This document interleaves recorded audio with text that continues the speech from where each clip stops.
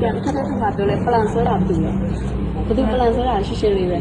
plan ဆွဲတဲ့အစီအစဉ်ငါပြပြမယ်နော် plan ဆွဲတဲ့အစီအစဉ် အခုကလေအခုပြပြမယ်နော်ဒါကိုခိုင်းလို့ဆိုရင်ခရီးရိုင်လို့ခေါ်တယ်သိလား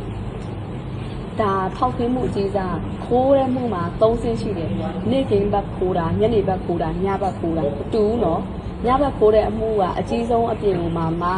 ဒီတိုင်းရိုးဝင်ခိုးတာမဟုတ်ပဲနဲ့တကားကိုဒီလိုမျိုးခိုးတာဖြစ်ပြီးခိုးတာပို့ပြီးတော့အမှုကြီးတယ်အဲ့ဒါကြိုတင်ပြန်စီမှုသိလား နဲ့လေးပြောလာနော် သူများလည်းရပါတကားတွေအဲ့ဒါတွေကပြောပြမလို့တော့ဘူးတကားမှာအပြာတွေကအကုန်လုံးရှိပြီးသားအဲ့ဒီအတွက်တွေကိုဒါဥပမာကိုပြောပြတာမတို့နဲ့လည်းတော့ငင်းစရာမလိုပြီလားအမှုလိုက်မှာလည်းလိုက်မှာမဟုတ်ဘူးပြောပြတာနော်လူတွေကမတို့ပါဇက်စကားအထဲကစကားကိုယူကြတာမဟုတ်ဘူးသူများတက်တဲ့ယူမယ်ဆိုတာ